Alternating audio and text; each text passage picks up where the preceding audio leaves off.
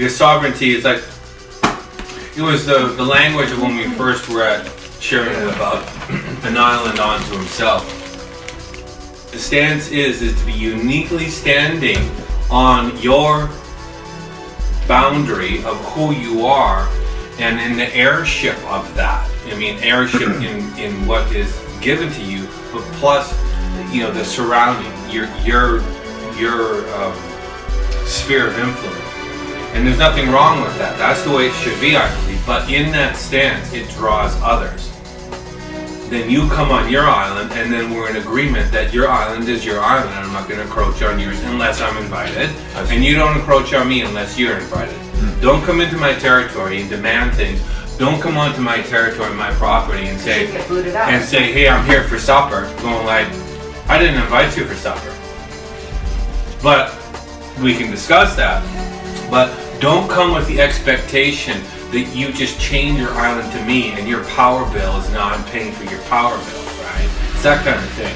No, you're independently responsible for you and me to become the intention of comprehending what our own needs are, how we're going to resolve it, and then apply it so it takes form and likeness.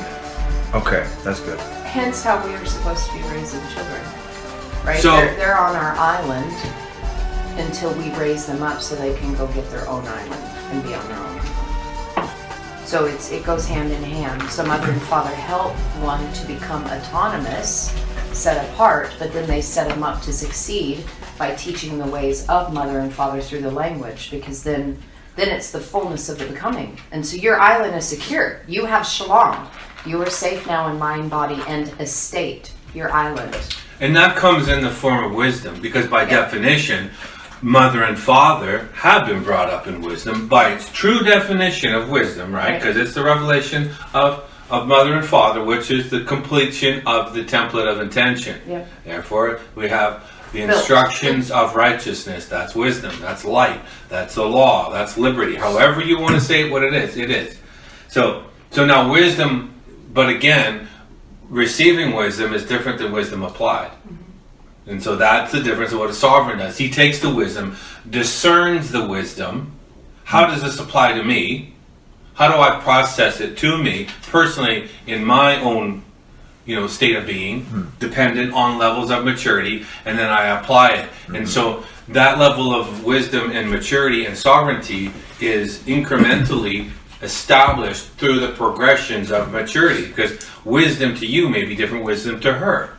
How she sees and what she knows is directly in relationship to what she sees to be and defines to be sovereign. And also what I've been gathered. And that is reliant on wisdom, which goes right back to the instruction book that you're looking at and what you're extracting out through definition for it to tell you what it is. We are simply here as role model parents to tell you or to share with you the wisdom of what we've extracted out and defined to be called wisdom. And so there we give you our wisdom, and then you discern the wisdom, apply the wisdom, hands and feet, because it's pierced your heart. And what hasn't pierced your heart is going to still sing a little out here. So the revelation of sovereignty is really dependent on what you define sovereignty as. My definition will be different than yours, and hers will be different than mine. Wow. But yet, it still has the end game. So this again was what you were talking about. It's your individual blueprints. It's yes. Yes. So where does your telescope, what does it see on the horizon that defines the stance of completion? So here's the neat part about for you is your vantage place. Crucial, because you're not spinning in circles figuring out what the freak is due north, because you're going like this, right? So at least now you're calibrated in the compass of direction. Much more so resolute within my direction of things. And the closest proximity for you is whatever you deem to be valuable as a teacher that's already more or closer to proximity of horizon for you. So who is walking in that direction that is distant from you but is still walking in the same direction of what your telescope is spied on, to call it a horizon of, because you're orienteering into the direction of what you deem to be the template of intention. So the template of intention, therefore, would be the yod. Be the vision. Right? The vision of becoming, and you could take in your telescope and you're zooming in on it so that you can take the vision and then be filled up, mala, to be set above and set apart. Right.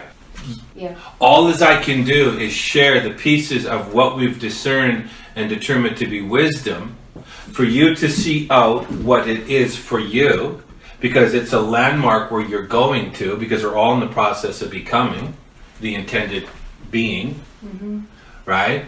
So how you get there is how you get there. Because I can't encroach on your island, because then you'd become oppressed, or I'd become the dictator or the director of your direction of a sovereign. And that flies right in the face of what it is to be a sovereign. So then that would be, if your dad did that, or if I did that, that would be serving ourselves and not serving you. So I free that's myself. The difference is by us doing what we're doing and presenting the information, you get to choose what you're going to do with it in your gathering of your pieces for the sum total of Jesse to become the vision that he's seen on the horizon through his telescope. So that being said, yes and. So this goes back to weaving language, because it's the process, because a true sovereign is adorned and bedecked in the garments of sovereignty. It's a process. Sovereignty isn't something like, where that's the warp and the woof, yes, right? yes. The warp and the woof. So sovereignty isn't this. It's not a light switch. Right? Sovereignty is on a gentle slide or a dial, right? From 1 to 10. Okay. And so the process again is... It's not on or off. Well, it's just a progression of degrees of becoming from a point to a point. So from 1 to 1,000. Right. So put it into the Alef category of what the Alef is. Okay. So on the horizon is the measure of 1,000-fold for you, right? That would be the measure of becoming L. Okay. How you get there is how you get there. By proximity of people, by proximity of what you would deem to be valuable to you, and how you approach that. We're formed to the likeness of proximity of what we've deemed and defined to be source. Yeah. Right? So what you deem and define to be source, your proximity to that is most likely going to define you. So I could be into another religion or something else that I deem to be called source, and I'll be defined by that. Is it the likeness of intention? I don't know. How do you define intention? Well, wouldn't that be considered that as long as it's leading to us all becoming one, that really the definition of source is oneness? But again, define oneness, because there's a people group in the world that define oneness like Elon Musk. The oneness is through a negative polarity to become something other like a negative AI. So that's why, since we live in duality, we have that other thing being presented, because there's always two sides to that same coin, Right. for us to choose what oneness is, if we want to do it organically or mechanically. Right. So you have choice. So, and the process of weaving the garments, if we could use a thread and a thread and weave two threads together to make one body, right? So, because it takes threads to knit, right? So we're using two components to make one garment, and we can use that as a negative and a positive. So the negative space of mother and the positive mother would then weave the garments, because you rightly separated, to put them back together to know what is and what is not, right? So a negative and a positive makes a completed circuit. And so then that actually renders it neutral, which is that middle path of being able to reconcile both parts. Right. So there's your garment. There's the negative space and the positive space. Now you have a pyramid. So because sovereignty is the revelation of becoming the capstone. So again, I'm trying to build out what we're not going to go, but you are going to go through topography. You are going to go through the valleys, the highs and the lows to get to the destination. And so, and topography, it's better to see topography from the top, because you can see the rings. And this is all we're trying to do, is show you from the Roche position topography. Because when you're in a valley, some people don't know they're in a valley, and you're in the high spot, you think I'm here, but you go, no, you got a couple more valleys and a couple more high spots to get to.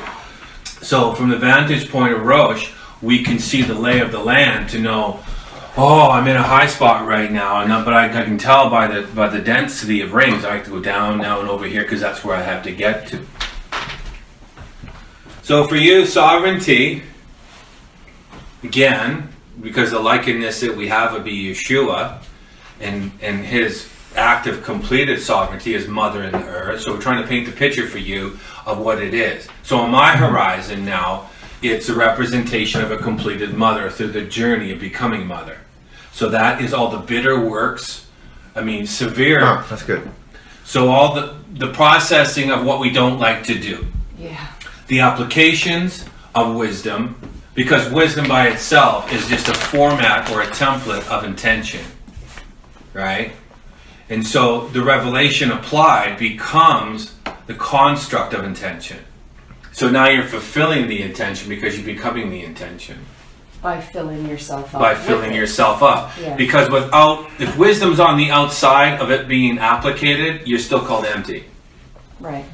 It Because won't- you cannot be sealed until you're made full. You can't be sealed. And the best way to do it is through its own definition.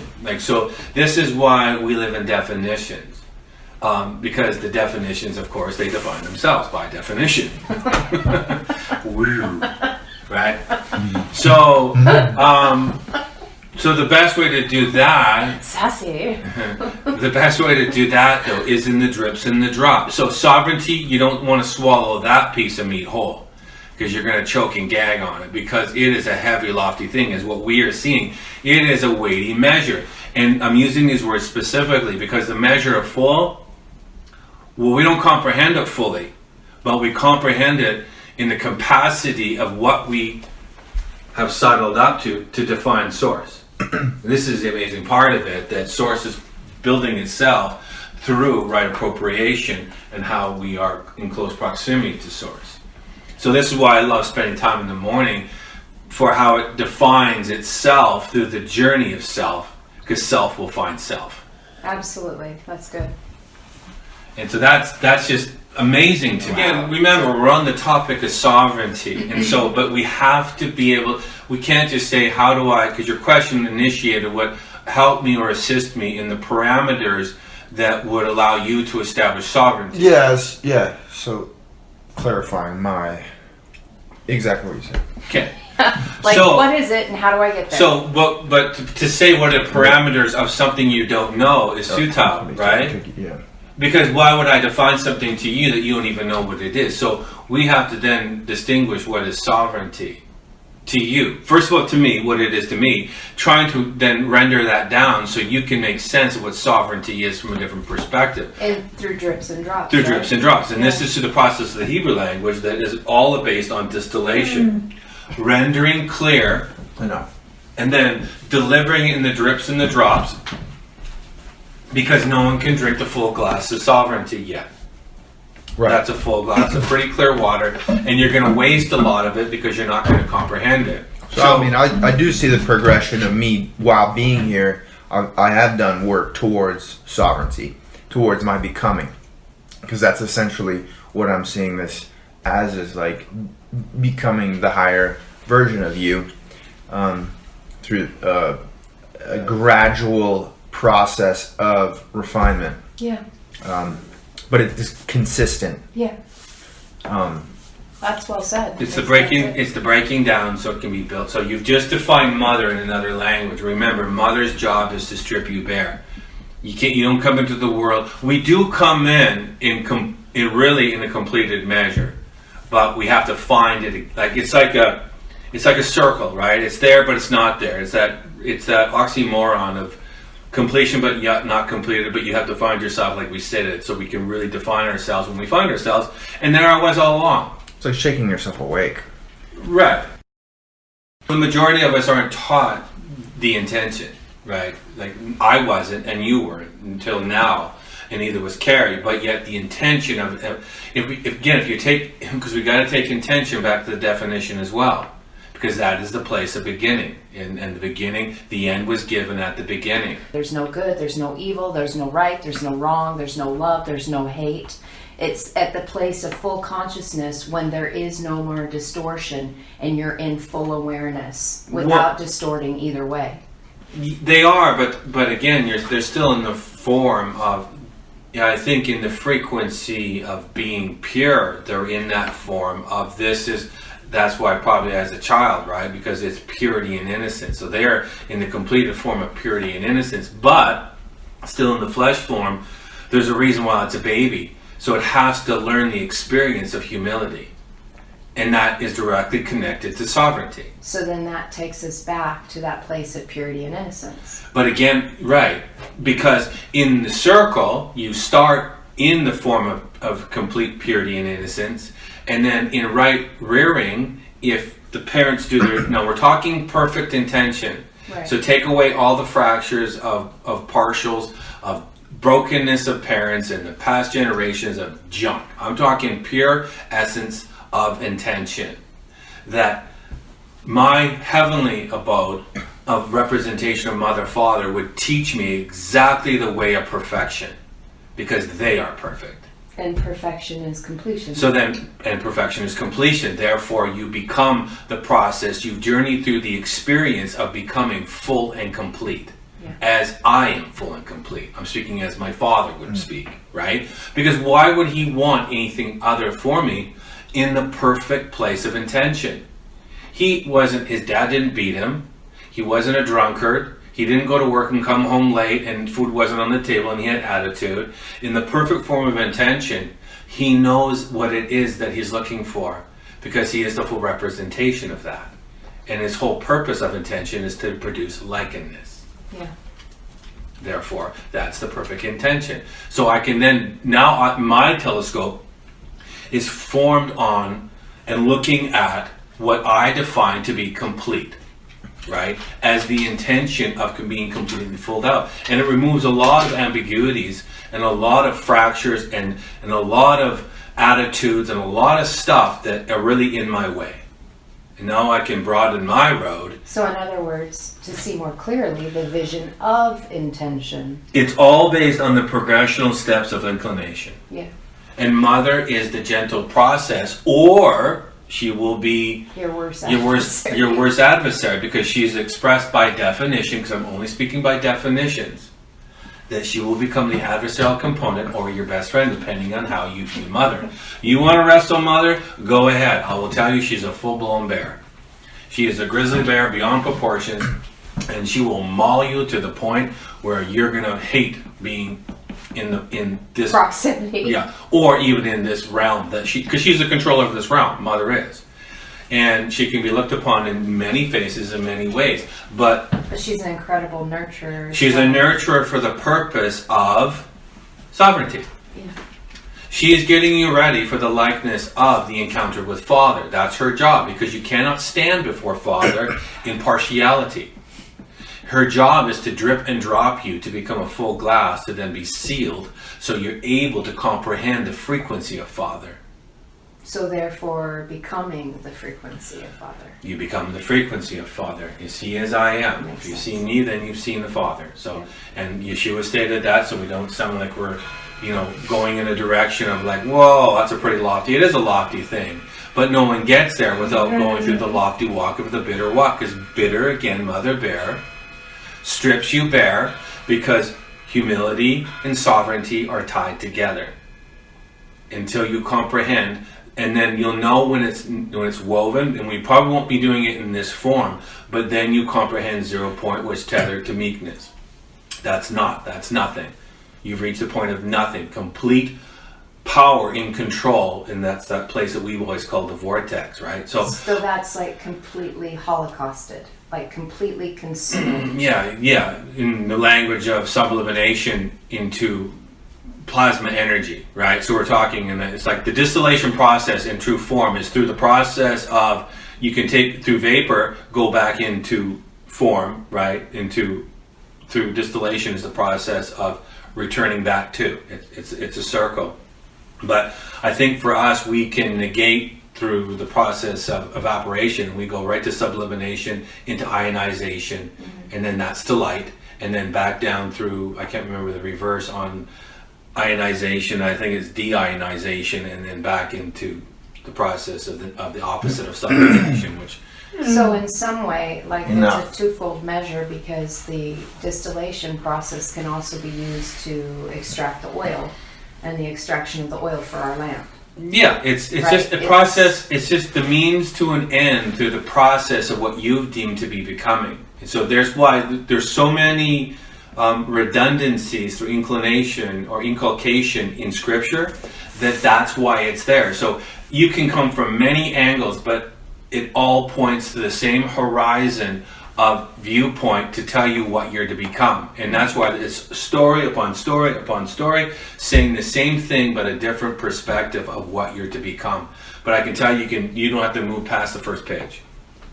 Right. In the beginning, right? In the beginning was the end. There's a circle. So in other words, like in Genesis 1:1 and 1:2, which you've been sharing with us with that better sheet and the fullness of and the Right. Elohim and the Aleph Tav to Tohu and Bohu. Right. Become the daughter of the ark. Become that through the process.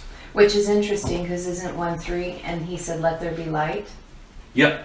So in Genesis 1:1 through 1:3, it tells us how to become light, which is really the essence of nothing. Like the not, what you were saying, Yeah. the Ein. Yeah. So kind of, and so we don't want to make this like, because we can go on forever. Yeah, I'm not trying to go like Yeah. super ether. I just Yeah, I wanna- know. I would like to keep things as practical Okay, for the but- process of which I'm gathering a lot of good stuff. Just instead of reaching out too ether into like Okay. Well. because everything equates to everything. It's like existential conversation. It's gonna be everything to the cellular level. We can go everywhere, every conversation. Yeah. But again. That's so. right. But all we've really done is because again I haven't lost sight of your question. Can you help me paint the parameters for sovereignty? But to do it correctly and to do it justice because of who you are in relationship to me, we talked about telescoping out for the vantage point of perspective. So all we did is paint your horizon. So it's painting a vision. Yes. We together through, again, going back to what the conversation was initiated on. You're asking a question, and again about my revelation and her revelation is different than your revelation. So you're asking a question based on my perspective, and the only thing I can do to assist you is paint you my narrative, and I call it horizon. So now you're seeing through my lenses of what I just shared with you about my perspective, and we didn't even really bore in. We went in, but we didn't really bore in because we have to go to ether because that is the horizon, and that's where you're walking to. So we can stop a little short and go. So for the sake of time and for the sake of you becoming right now, so we don't go to ether, we can then stop at this horizon and know when you get to that horizon, There's still another horizon. Okay? And that is how we can break it up. That's how I would assist someone into the construct of sovereignty. Well, and then technically there would be two horizons, right? Because mother gets you to a certain point, so then you can see the horizon of father. Yeah, if you were to take the analogy, and this is again Hebrew definition, if you were to take mother and define her as a mountain, then if you reach the top of mother's mountain, she gives you the vantage point to see father's mountain. That's like the weaving. That's Yeah. cool. It is all, the whole language is a loomer's loom. Yeah. It's all about Getting walking. from one place to another. It's a walking. It's walking on the weaver's beam. Straight as the way is the weaver's beam, and the weaver's beam is actually arc. It's the way of walking the way of the arc. Straight is the way, right? And you're left and right, mother and father, weaving the garments of intention to become a sovereign being, because that's the intention. So then the warp and the woof is one is the horizontal, the other is the vertical. Right. It's the measuring. It's the right angle to measurement. Mother being the width and breadth, and father being height and depth. Yeah. And we can be measured by that gauge because we always are measured on that gauge based on where we are in that. So then that I can see how that language directly ties to the arc. Right. And it does, because in the beginning you see bot, and then you see the first occurrence of art. So we're to build ourselves to become the representation. And it is. The ark is the representation. So, again, defining sovereignty, painting the horizon for you. Now, we can simplify it down a little bit to today, because that's more or less your question is, okay, so now, and this would be a difficult thing to talk to someone with outside of what you've already engaged. You spent now almost a year with us. No, 6 months. I know, but on and off, I would say yeah. in relationship with being in the more dense relationship of what we're doing in the 6 months, or probably like 3 months or even less now, of doing your own due diligence. This is now, you've now seen something, you've smelt something, you've touching something or putting your fingers on it but can't quite fully grasp something, and now you're asking questions to what is that that's just out of reach, but my fingers are touching it, but I can't quite put my hand on it, and this is what it is. Yeah. And the only way you can truly put your hand on it to grasp it is to fully have the conception of what the yod is, because the yod is directly related to the stand of above, Yeah. which is sovereignty, Yeah. which is directly connected to humility, which leads to meekness. Yeah. Right? So everything is in the progression for the sake of setting you up to succeed in the progressional journey of becoming. So what do you do today that directly is related to what we've discussed? Because this is all about, again, being an island unto yourself. But yet there's islands around you that have the sole purpose of assisting another island to become an island, or another mountain to come up from being a hill. Yeah. It's all just metaphoric language of becoming, right? Depending on how you look at it, what your landscape is, it's all speaking the same thing. So what is Jesse doing that's not encroaching on my island nor Carrie's island? What are you doing in your day? And it's a rhetorical question. But what are you doing in your day that would draw yourself close to us, but yet still your distance in your own stance? Like, you haven't brought your island close to me, and like I said before, you haven't brought an extension cord and plugged into my power source. Like, wait a minute, that's my generator and my gas, and you brought your cord over, you came up on your island, you have the illusion of a sovereign, but your cord is running across my sandy beach up to my tree, and you're plugged into my outlet, and you're drawing my power. And that can't happen. So, what are you doing to generate a source energy that would allow you to be independent? And again, this is where we have the dangers of immature sovereigns versus mature sovereigns, because it all is in progression. And there's nothing more frightening to me than an immature sovereign. Agreed. They think they've reached the place of critical mass, and they haven't, and they wield it as a weapon. This is an immature king that would go to war versus finding peace, because he's all about the clout, right? It's about the power of no, and I know my yes and I know my no, and there's nothing in between that. There's no flow. And so what you do and how you do that is up to you. And this is what we have to watch as ones that are, maybe in a different position than you. We still have a responsibility, if you're in close proximity to us, is to still nurture you in the process of becoming a sovereign, because you are a reflection of us. Absolutely.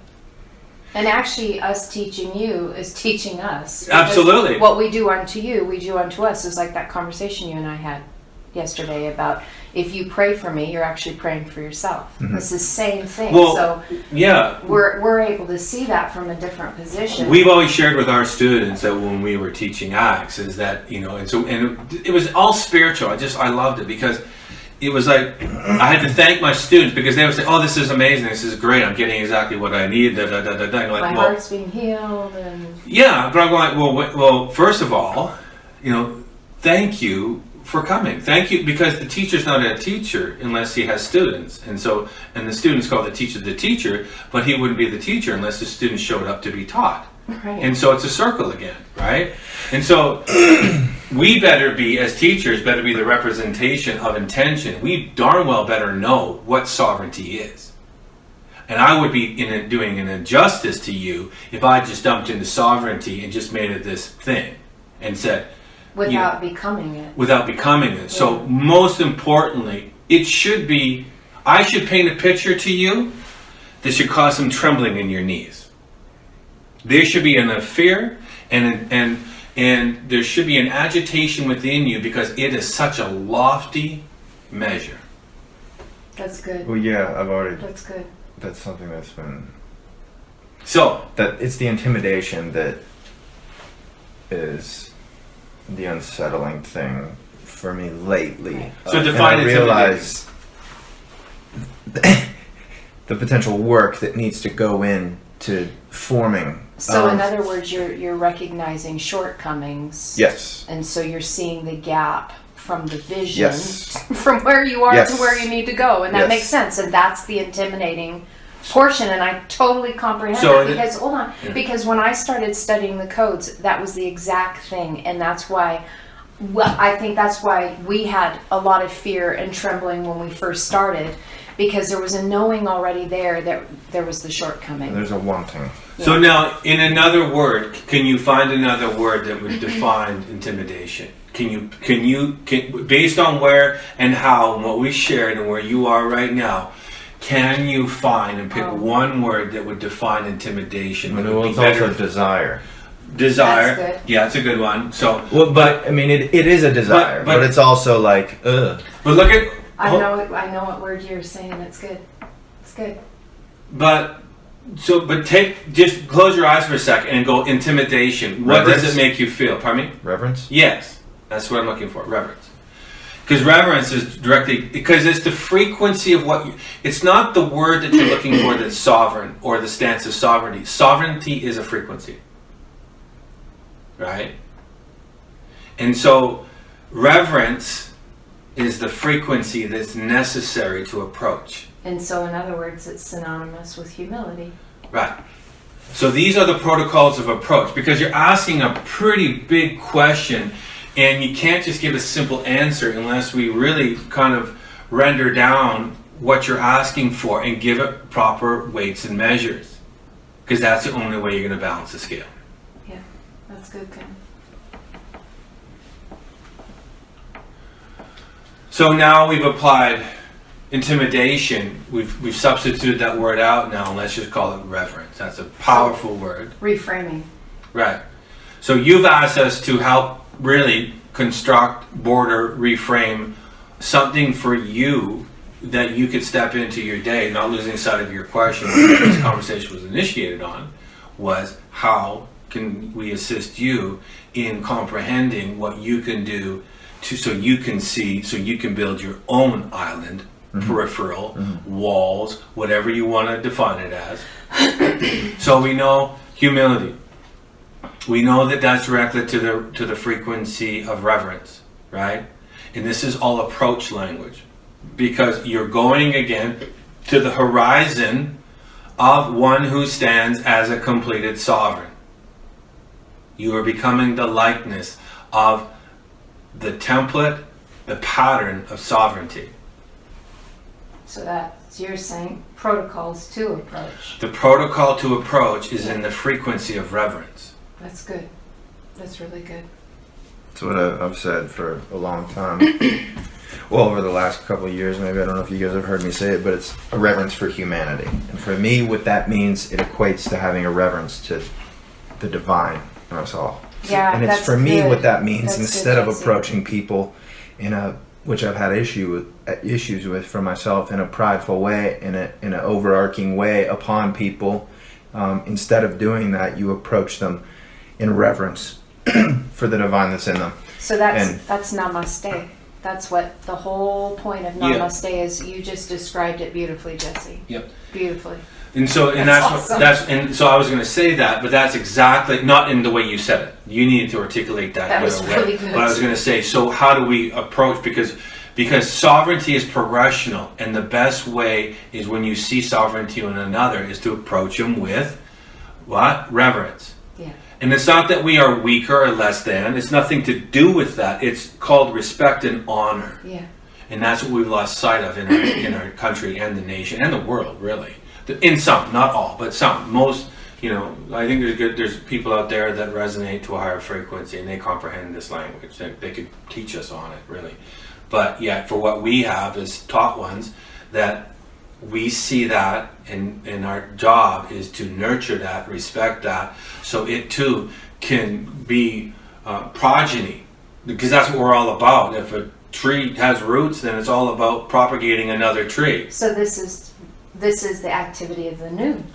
In the activity of life, absolutely. Yeah, we do To what we can do produce heirs. because sovereignty is the intention, and it's an intention for all to become sovereigns. There's no partiality. There's no everything is in degrees of ascension. But again, I don't even like the word ascension because it seems like it's separate. But yet, in its definition, it is. It's in the language by choice that you're willing to become the intention. No one's forcing you, but the requirement is to reach a certain spot, to be given that spot. You have to journey this way. So really we're ascending to the throne through maturing. So I don't want to, yes, absolutely. So we are becoming mature sovereigns through the walk of immaturity. That's natural progression of a child into adolescence, into a stance of being accountable as a sovereign. A mother and father should be representation of sovereignty in their true definitions, right? In a perfect world. In a perfect world, by perfect definition. So now we can break free of that and go like, okay, where are we today by the definition of what is sovereign? We have parents that are standing in the stance of mature sovereigns, but by all acts and by all defining words, they are immature.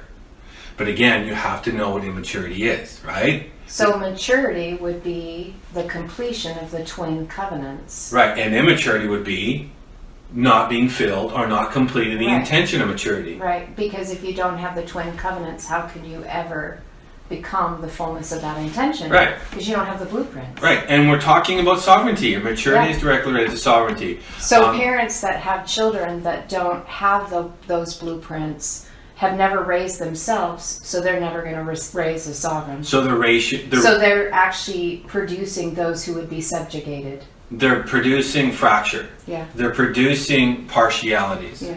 Right? Through limited perspective, through limited definitions, through what the intention was. That's the biggest problem in our planet.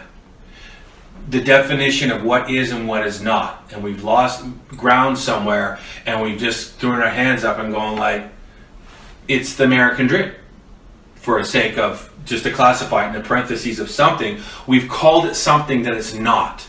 We've called it success. We've called it monetary stability. We've called it material items. Pardon me? Yeah, we've replaced true becoming for A counterfeit. counterfeit becoming. Right. Which So- you have always said that the core of what you're looking for is sustainability. So the American dream, as we can see around us, look at what happened in 2008. Look at what we're in the precipice on. The American dream isn't stable, and it was never meant to be, because I think it was meant for us to learn from. Right. Because the true sustainability is becoming stable within ourselves and not having it based on the monetary system or stuffitis or materialism, because that's always meant to vanish because there's a greater truth. That's good. And if parents don't have the way to paint the spiritual sustainability for their children, they're going to go to in a way that is always meant to fall, so that they can learn from it. Because, it's kind of like what I feel in watching the progression of your dad in having to go through 2008. That was his final lesson of like, you know what, I'm done with this whole thing, because in the course of your dad's life, he's come up and he's been brought down, and he's come up and he's been brought down. I don't know how many times your dad said, I would have been a millionaire so many times over, but because Spirit was trying to say that's not sustainable. Yeah. And it's great because you were able to witness it. And so what you were wanting to see, the sustainability, you had to see the falling of the material and the crash to go, well, that obviously isn't sustainable. Which leads us right back to the question that you're asking. Yep. You're asking for definitions of sovereignty. Yeah. And if I wasn't where I'm at and we weren't where we were at, then our definition would be partial. And we wouldn't be doing any justice to you unless we paint your horizon. So sovereignty. You have to know, you have to make the decision. Because for me, teacher, tell me what your vision is before I partner with your vision. Because that already tells me, wow, what an up and coming sovereign you're going to be. Yeah. Because you're in the process of already realizing, you tell me, I know I'm not there yet. I reckon, it's like the soldier when he came upon him. No, you just say it, and I know, because I'm questioning you, and I'm already in a place of knowing, but I'm not quite there yet. But I know the power, I know the signs. You tell me the signs, and I will come in agreement with them if they agree with me. So in other words, that's why Yeshua said no man has greater faith than this man, because he understands. He understands. So, doesn't mean you see it all, but you see partially, but you can see the horizon, but you can also respect the one that's further in the journey to becoming that horizon. And that's what he did. Mm-hmm. And so for you to say, again, I'm trying to fill you up because you need to know what I'm partnering with to produce a definition to give it to you so you can become it. Right? You have to be able to question that and then go, critical thinking would say, he's of the world. Or he's of the kingdom. It's something that is really affecting me and I can feel the frequency of it because it's greater this is greater than the world. So then the lesser would give way to the greater. So the greater is the spiritual sovereign over the material sovereign. Right.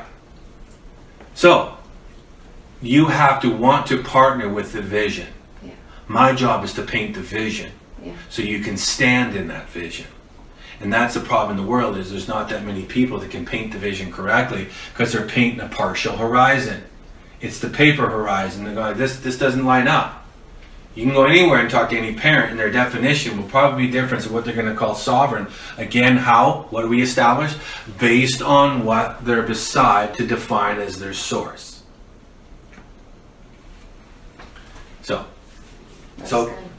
So for you, for today, knowing all that, now that we've painted that, now where do you fit into that? Realizing, okay, so this vision is a vision that goes really far.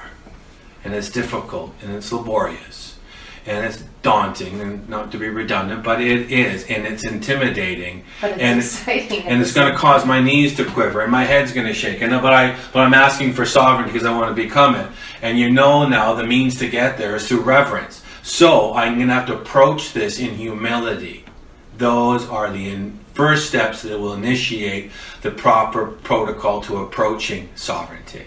So in other words, what you're saying is the sum total of becoming Melchizedek's. Yes.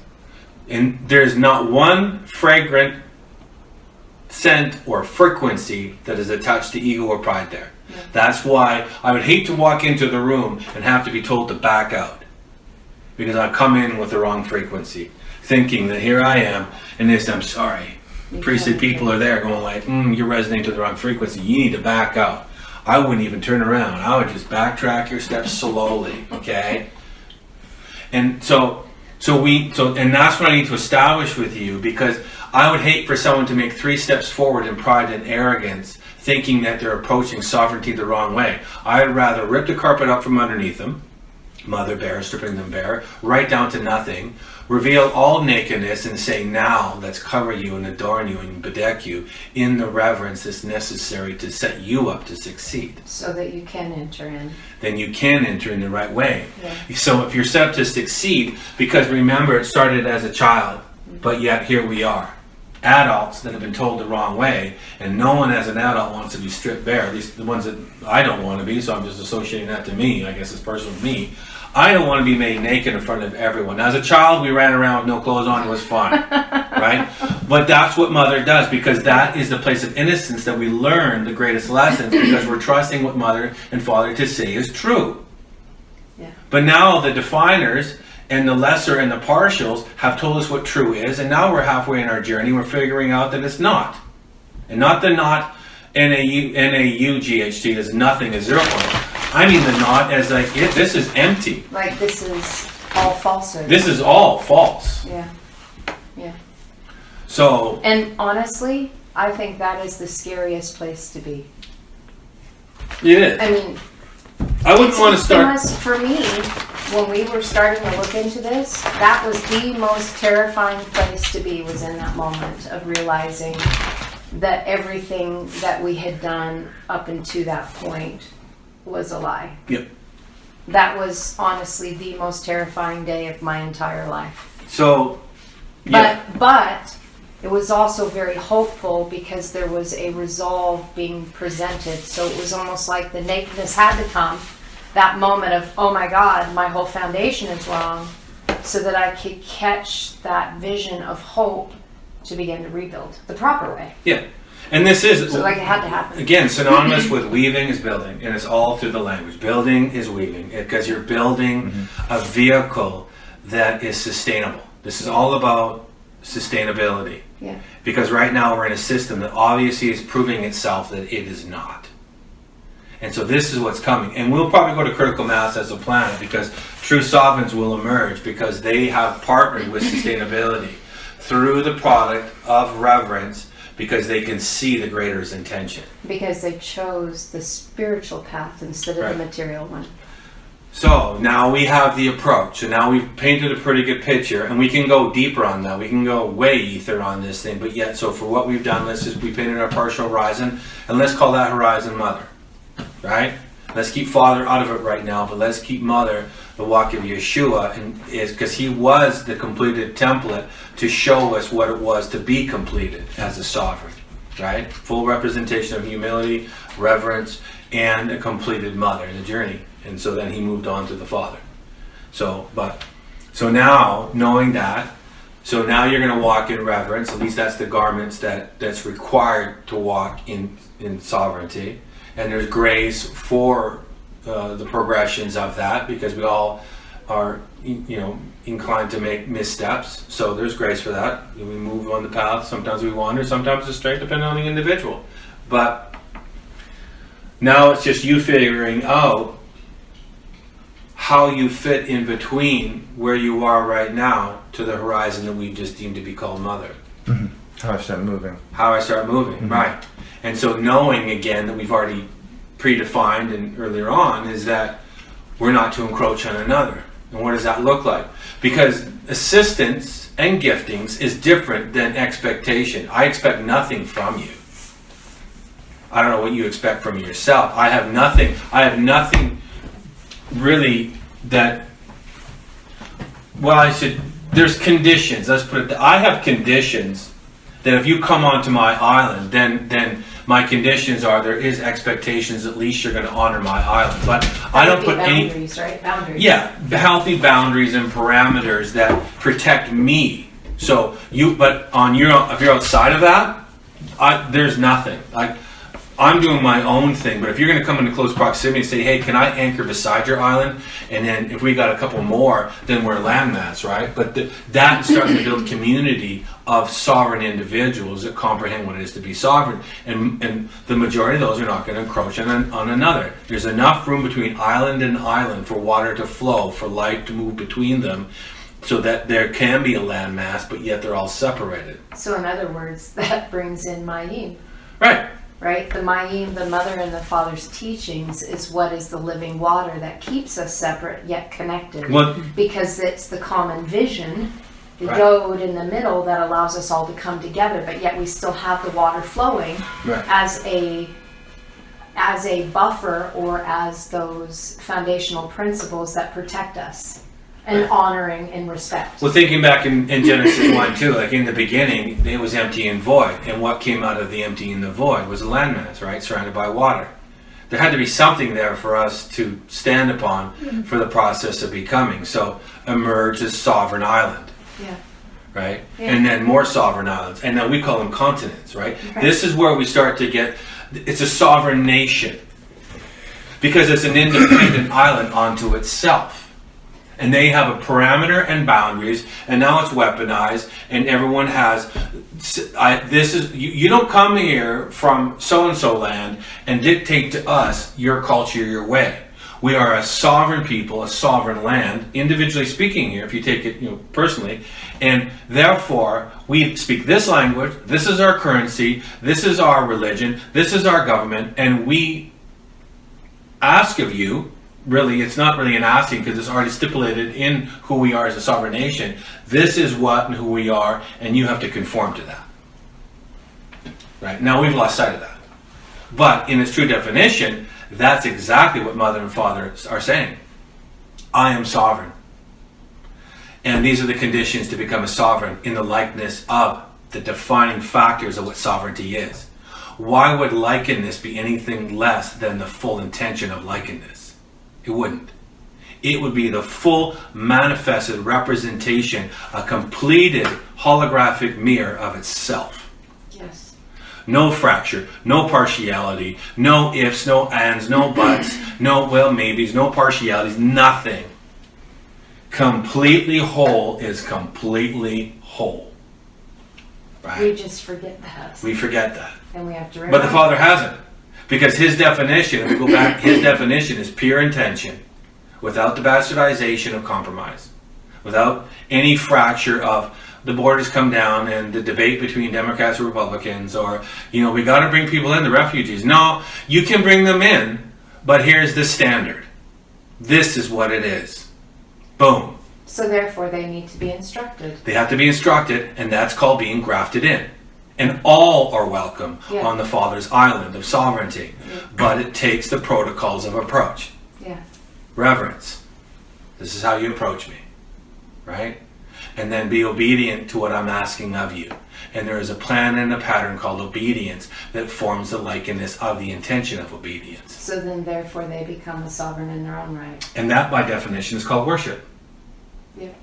That is true worshiping because you become in a lesser estate, you become obedient to the attention of, or the intention of the greater estate. And that's called beholding. Behold, I see your plan, I want to be that plan, and therefore I will become it through the stance of beholding it. That is defined as worship. So worship is the obedience of becoming. Worship is the form, it's a frequency of becoming it. And it's interesting that if you actually look up the word for worship, in every single occurrence that it's used, there's a tav that is put in the middle of the root. Right in the heart. So the covenant is placed in the heart because it's that beholding of that which is that we are obedient to through covenant so that we can become that way. That's what true worship is. It's just, I think it's beautiful that you can actually see it in the word. Yep. That it's actually printed that way, so the blueprints are there letting us know. And remember, again, not to take away from the power of the word, because the word is purpose, as all is purpose. Just blueprint. It's just a blueprint. Yeah. It's the intention of the blueprint. It gives a rendering of intention. That's what it is. It's rendered down into what we call spelling, that's formed into words, that, and then when interpreted the right way through its definition, defines itself as light. So it constructs us. It's the construction pattern Of light. of light. Well, Yeah, hence why the Hebrew language is called the language of light. Well, yeah. I'm talking ether, and this is a deep topic. But again, we're just still painting the horizon for you. So now, knowing that you're to become, the intention is light for you. That light is light, and you're building the island that will allow you to become light. And you know that I'm not going to encroach upon you, and you're not going to encroach upon me. And you have a painted horizon that for right now, you have the representation of likeness through representation that was on the earth. That whether you call him Jesus, Isa, Yeshua, doesn't matter. To me, I know what I call him. Will you call him again? I'm not going to encroach on you. What do you deem it as? What research did you do to find out his name and the essence and the frequency of his name? Because there's power there. Not the religious power of Jesus saying this, but for someone, Jesus is a powerful word. But again, is it powerful because someone said it was powerful, or did you do your sovereign due diligence and extract out the frequency so you could partake in that frequency to become that frequency? There's a difference. That is all tethered to sovereignty. Yeah. Sovereignty doesn't come by someone say you're a sovereign, or because you matured and you have bigger shoes and you wear bigger pants and a bigger coat. It's got nothing to do with it. Sovereignty is a sum total and a summation of your spiritual journey of being filled up from empty and void to be sealed as wholly completed. So may I add something here to this conversation regarding that? It's the way I'm seeing it, also projecting it outwardly, is that sovereignty doesn't necessarily mean that you have your own house, your own property, your own stuff that you're responsible for. No. Because sovereignty can be obtained in a communal living situation, right? I mean, I think honestly that this is what was understood in the community of Qumran, because they were a community, and yeah, they had their own spaces, right? But collectively they came together, all standing in sovereigns, because they were from the Zadok lineage. You know, they were from the Zaddiks, Melchizedeks to be exact, and they were living that. So I'm just sharing that because sovereignty from the spiritual stance doesn't necessarily look like a picture that would be painted in the world. Well, because some people Yeah. have deemed it that you're not a sovereign until you have your own property, your own space, because in reality, like in the United States, you never own your property. So I feel like in I'm that definition, recognizing. Yeah. I was just going to say, in that definition, then therefore you would never be your own sovereign. Because if you own a land, and even if you pay it off outright, there's still taxes that are owed. And if you don't pay your tax bill, they'll take your property. So then therefore, that definition of sovereignty wouldn't stand. It's an internal work. Yeah, That's what I'm- absolutely. Because that can't Well, be I mean, taken. I'm not telling you. No, I Yeah. agree. Well, again, Yeah. sovereign. I agree. We already established that sovereignty is progressional. Now, in the earth, and you own property, and you steward the property, you steward like the intention of being a landowner. You are being a sovereign of what you are stewarding. Yeah. And so, So- and that you can be a sovereign over animals. It's how you steward it is what defines it. But again, there's a lesser stance of sovereignty and a greater stance of sovereignty. And the greater, the lesser gives way to the greater. Yeah. So one is this. There's a spiritual concept, but it's done and broken down into steps. So we would steward in the earth before we steward the inheritance of the Shemayim, the heavens. And so both assimilate into the full potential of what your horizon is, if you can see it correctly, but it's broken into pieces, and it's purpose for us to pick up the pieces to make one whole. So yes and. You can be it doesn't mean that you can be a sovereign walking down the street and you don't even need a backpack. You don't even need shoes. No, I'd recommend it. But you can have, for me, I know this is my language over sovereign. Oh, Father, tunic and sandals. I don't need a money bag and I don't need even a sword. I'm okay with a covering and at least protect my feet from the journey I'm about to encounter on. That to me is the stance of a sovereign who's walking knowing the full intention of what you're yet to become. So, do I need property? No. Because I already have a spiritual inheritance that I'm stewarding, therefore qualifying me as a sovereign in training. My job is to do and become the intention through the template and design of that intention to become one standing as a completed sovereign. And how I do it in the earth is simply procedures and protocols. It simply is a template of a lesser. And when I see it correctly, it opens up the door for me to see the greater. So I love family, I love animals. When someone asks me to come and watch something, we take care of it. I do things with the heart of what my Father has put in my heart to say, we will go over. We won't go under. We won't scrimp. We're not going to say we'll give you less because we're stewarding something that is greater. And so we will be an expression of a greater in a lesser reality. So we give and we don't take. We give and we don't take. I do what I can do. When I'm in a situation, now I'm breaking down to the parameters of what I would do so you can break down and extract this from whatever you want to do. When I'm in someone's home, it's just how I'm wired. I don't take. I'm always in that place of I have a hard time sitting at someone's table. It's a gift to me that they would be giving of something of theirs to me. And I feel that. I don't just sit down and have an expectation that a plate will be put before me and someone's going to feed me. And now that's just innate within me. I've always felt a little, probably to my own detriment, a little sheepish about that. Because I comprehend the cost associated to food and what it takes to put it on the table and the preparation and the time. So I look at it as a gift. And that helps me comprehend the reverence and keep me in right stance. I come in, if I'm fed, I'm fed. If I'm not, I'm not. That's okay, because it carries the same frequency regardless. And they tell me that maybe they don't have the means. And that's okay. I would hate to embarrass someone and say, I'm hungry, and come in with the feeling like you need to feed me. Like, no. They might be in a place of lesser, so therefore I will bring food and feed them. Yeah. And so it's a stance. And see, now the air just shifted. Yeah. And I can feel that. Yeah. I can just feel that. Like that's the frequency what the Father really wants to bore down to say. You don't walk with a heart of takery. You don't walk with a heart of anything other than to come into any place with the heart of the intention to be generous. Be a generous giver. How do you define that? Because for some people, generous giver is going to be taken from. Your job is to say, well, that's why even Yeshua said, do you want your coat? Give him your coat. Because I know that my spiritual father is going to provide supernaturally, and he will bless me with a double measure. I'll end up with a better coat. But I'm not giving in the sense of me thinking I'm going to get a better coat. I'm giving because the need is there. Therefore, I'm going to fulfill the need.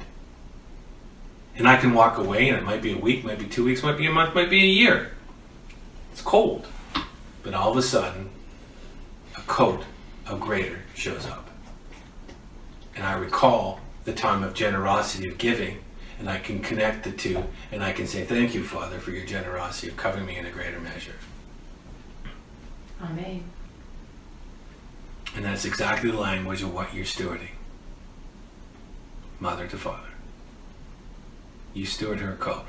You give it away in the pieces that you can. You be generous with it. Because the greater coat of the Father is coming to cover you.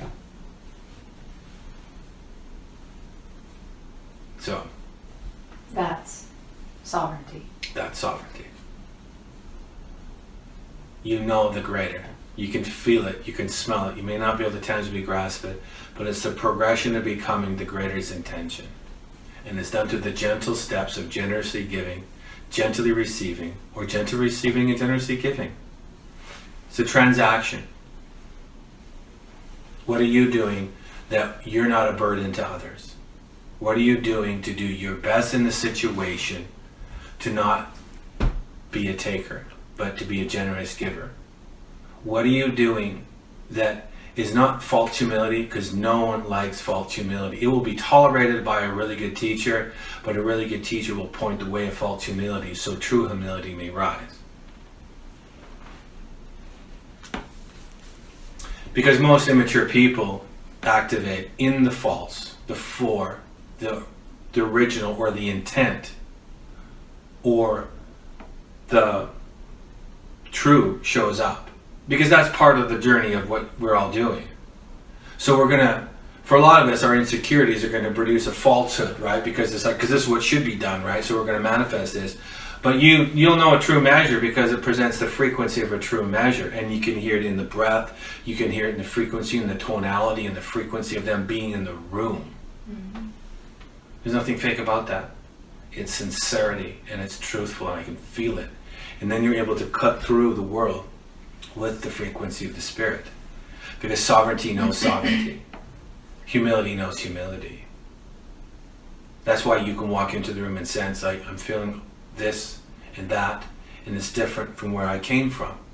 And you're either going to stay in the room because you resonate to that frequency, or you're going to remove yourself because something's not quite right. And you're looking for truth wherever you go. And you're going to resonate to likeness. That ties right to the Father because you are a representation of the Father in the earth.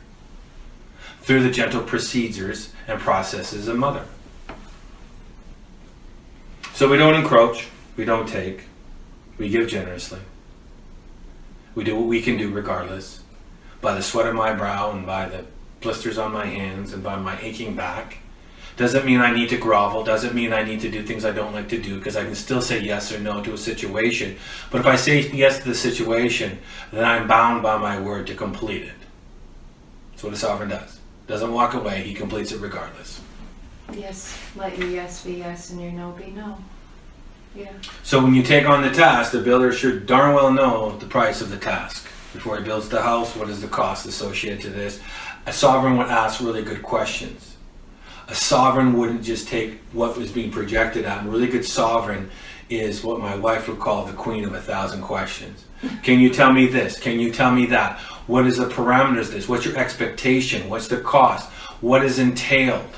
Do I have a written agreement, or is this a verbal agreement? What's the time frame? It's what we would call the general contractor, right? Because general contracting and sovereignty is it's a very similar language in today's vernacular. He's setting up contracts to protect himself, but yet still is fully committed to the task of what the contract obligates him to. So it protects the client as well. Protects them as well. My questions aren't selfishly based on asking the parameters of the question, but if you're going to sidetrack me on the questions, it already tells me something's not right, because I'm thinking critically here going, why are you not being clear with the simple questions of a contractual language? Because the mother and father is a contractual language of becoming a completed sovereign. We can see clearly because we ask clear questions, and we expect clear answers. And if the answers aren't clear, we ask for clarity for resolve. That's what a good sovereign would do. So that's part of the dynamics of sovereignty. So that sets you up to succeed, that all of a sudden you aren't oppressed under the control of an immature sovereign. Who would want that? So it keeps me away, and I don't associate monetary gain, based on, or that's a sovereign's choice, but it's monetary right now and that's what I need. Or all you're willing to submit yourself under an immature sovereign. That's choice, and either way. But, so I know for Carrie and I,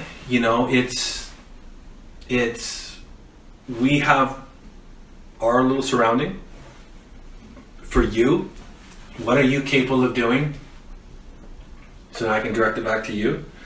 What are you capable of doing? What's before you that you can assist? If you know that you're somewhere and you have a means to assist, are you willing to assist?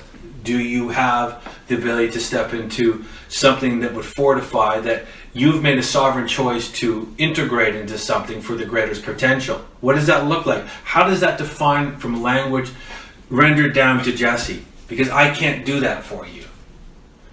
We spent 45 minutes now, almost an hour, discussing it, and now you're going to have to go digest because you've asked a big question. Can you help me define sovereignty?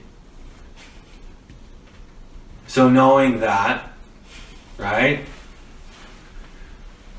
I wouldn't even walk into my parents' house. Personally, I've always had this. Whether it's right or wrong again. If I in my place right now, I wouldn't walk into my parents' place and open the fridge and take. No. My mother and father, who gave me birth, who really they're not alive now, but of course you know that. But if they were alive, and I walked into their house and they, hi son, hi mom, hi dad, make yourself at home. I wouldn't assume that I would have freedom to enter into their fridge. Because why? Because I have respect for the ones that reared me and brought me up in a way. And now I might ask the question, is it all right? I'm a little hungry, because my guard would be a little down with them. I'm going, is it okay if I make myself, I've had a long journey, I can make myself something to eat? Absolutely, welcome. The fridge is yours. No, it's not. It's your fridge. It's your hard-earned money. I'm a sovereign, you're sovereigns. You have applied certain things, certain ways, and I want to respect that. So I'm showing respect. And then what do I get back in return? If it's reciprocated in its sense of origin, respect is now mirrored. Honor is now established in the room. That carries the frequency of sovereignty. Now we come together in the frequency of sovereignty, respecting, honoring the frequency of sovereignty, and now sovereigns can enter the room and negotiate, share, and have opportunity to grow, respecting those boundaries. But if you step in right away, encroaching on boundaries, we already have a breach. Then it's the job of the mature sovereign to now educate the lesser sovereign to how he just encroached. Or, if done properly, now we have a seed of offense, potential offense. Because there's been an encroaching, but the other person doesn't even know, because he had expectation of, just like I'm here and I have this air about me and I'm just going to do this. But yet another person's frequency, whether it be higher or not, going, I'm sorry, we don't do that, and there's already an off-put, or I'm now seeing an opportunity to teach. So it already establishes the teacher and the student. And that's just degrees. And I wouldn't declare myself teacher or student, but again, the teacher never does. The teacher speaks in ways of wisdom and revelation that the other person is either going to get it or not. And that's not the responsibility of the teacher. The teacher just releases based on where he is. But we're all in progression, and a real good sovereign that up and coming into the full maturity of sovereignty has got big ears.